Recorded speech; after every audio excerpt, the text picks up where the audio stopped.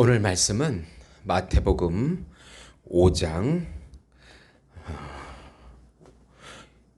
1절부터 5절입니다.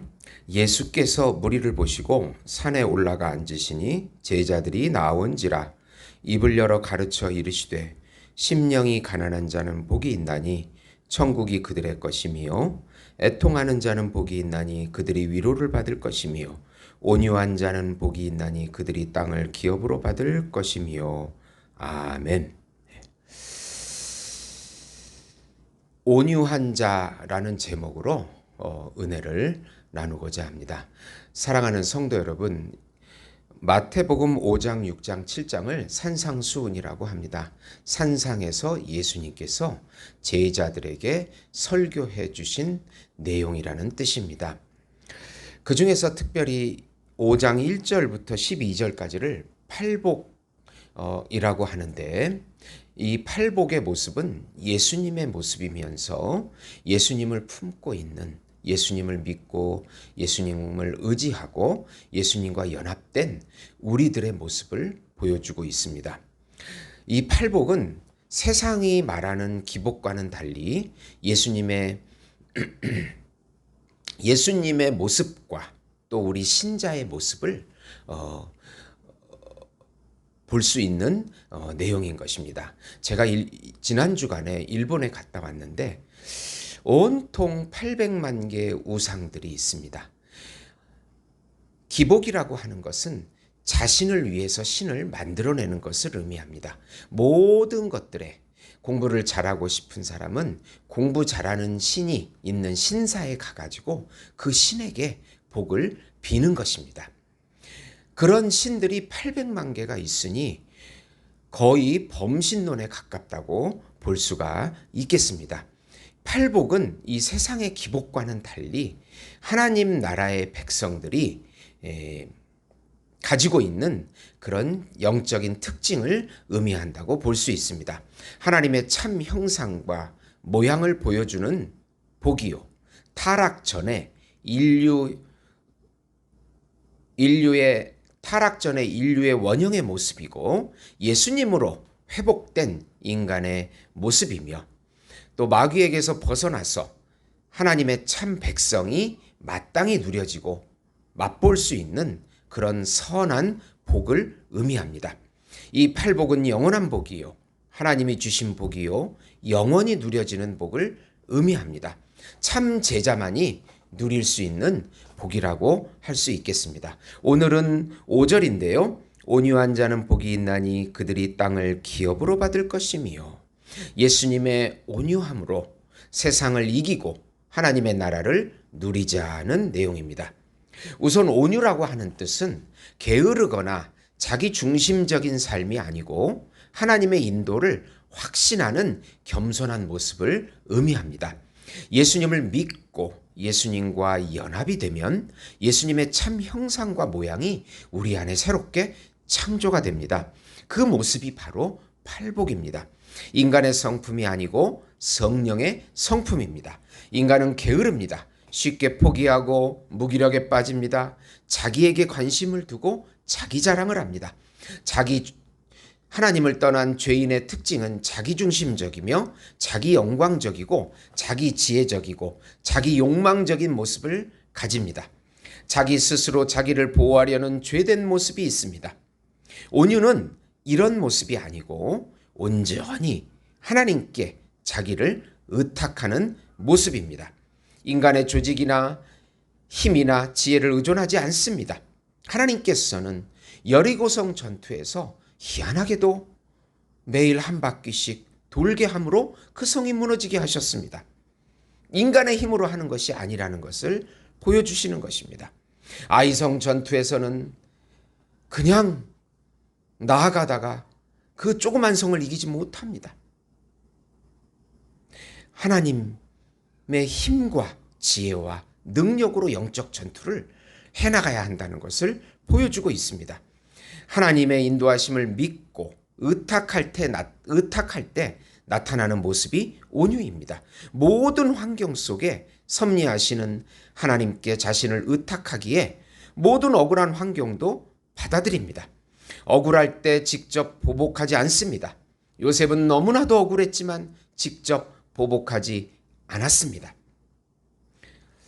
불공정해도 받아들이고 하나님께서 반드시 보상해 주실 것을 믿는 태도가 바로 온유한 태도입니다.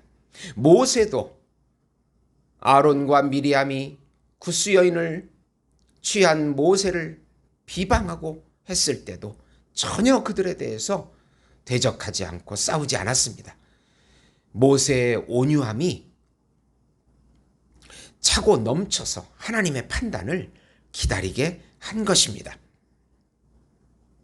불공정해도 받아들이고 하나님께서 반드시 보상해 주실 것을 믿는 태도입니다. 자기 주장이나 자기 홍보나 자기 재능이 강조되어 성공하려는 세상적인 모습이 아닙니다.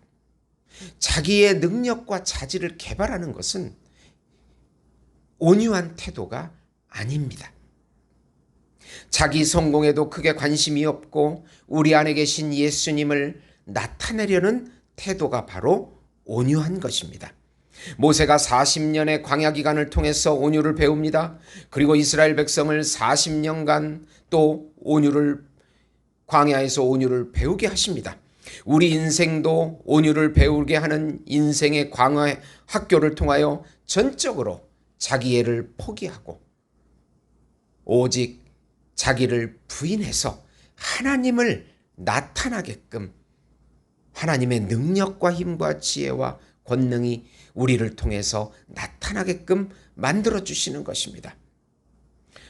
심령이 가난해서 하나님 나라에 들어가서 죄악에 대해서 애통해하며 위로를 받고 온유한 심령이 되어서 예수님을 나타내는 것입니다. 말씀과 성령을 통하여 인생의 고난과 억울함을 통해서 온유를 배우는 것입니다. 우리 신자들은 세상에서 볼 때 억울함을 당하는 자들입니다. 그런데 그 억울함에 대해서 하나님께서 보상해 주실 것을 믿고 의탁하는 것입니다. 두 번째로 온유한 자가 세상 나라가 아닌 하나님의 나라의 모든 것을 누리게 됩니다. 온유한 자가 땅을 기업으로 얻는다는 것은 하나님의 나라를 얻고 누린다는 의미입니다. 사실 성도가 모든 것을 판단하고 세상의 주인입니다. 만물은 교회 안에 있으며 교회 아래에 있으며 교회는 예수님 말씀 아래에 있기 때문입니다. 우리가 세상을 포기함으로 하나님 나라를 얻고 많은 사람들의 영혼을 얻는다는 의미입니다. 모세는 애굽의 명예와 부를 포기함으로 이스라엘 백성을 얻었습니다. 요셉은 젊은 시절의 고통 가운데서 보낸 대신에 이스라엘의 민족의 탄생을 맞이하게 됩니다. 온유한 사람을 통하여 하나님의 나라가 확장되고 진리가 퍼지게 되는 것입니다. 하나님의 주권이 우리 삶 속에서 더욱 확장이 됩니다. 결국은 천국을 기업으로 얻게 됩니다. 사랑하는 성도 여러분, 우리가 하늘의 복을 생각하지 않는다면 이 세상 사람들과 경쟁해야 되고 여기서 좀 더 누려보려고 싸우고 얻어보려고 그런 투쟁적인 삶을 살아야 하는 것입니다. 그러나 세상의 것을 양보하고 온유한 마음으로 하늘의 복을 전할 수 있다면 그것이 바로 천국을 얻는 것입니다. 미래를 묵상할 때, 자기애를 포기하고 자기를 부인할 때 천국을 얻게 되고 누리게 되는 것입니다. 요한일서 2장 15, 17절에 보시면 이 세상이나 세상에 있는 것들을 사랑하지 말라. 누구든지 세상을 사랑하면 아버지의 사랑이 그 안에 있지 아니하니 이는 세상에 있는 모든 것이 육신의 정욕, 안목의 정욕, 이생의 자랑이니 다 아버지께로부터 온 것이 아니요 세상으로부터 온 것이라. 이 세상도 그 정욕도 지나가되 오직 하나님의 뜻을 행하는 자는 영원히 거하느니라. 네, 세상의 기복을 쫓아가는 것은 다 헛되고 헛되다는 것을 말해주고 있습니다. 온유한 마음으로 하나님의 뜻을 구하고 예수님을 나타낼 때 그것만이 영원한 것이며 영원한 복이 된다는 것입니다. 우리가 이렇게 혼란스러운 것은 세상의 이런 기복을 쫓았기 때문입니다. 더욱더 겸손한 마음으로 예수님의 온유함으로 예수님을 나타내시고 예수님을 누리시고 이 땅의 기업을 마음껏 하나님의 나라를 확장하는데 쓰임받으시는 우리 예수목장교회 성도 여러분이 되시기를 예수님의 이름으로 축원드립니다. 하나님 아버지 감사합니다. 우리가 세상 것을 쫓아가는 기복에 빠졌는 것을 회개합니다. 우리가 이렇게 힘든 것은 우리가 온유함으로 하나님께 온전히 의탁하지 않았기 때문입니다. 하나님 아버지, 세상의 모든 것은 이제 다 헛되고 지나갈 것들입니다. 영원한 복, 온유한 복을 얻어서 하나님 이 땅에 기업을 얻게 해주시옵시고 하늘의 능력을 체험하게 해주시옵소서. 하나님의 나라를 확장하게 해주시옵소서. 우리를 방해하는 더러운 영은 예수 이름으로 떠나가게 해주시옵소서. 예수님의 이름으로 기도드리옵나이다. 아멘.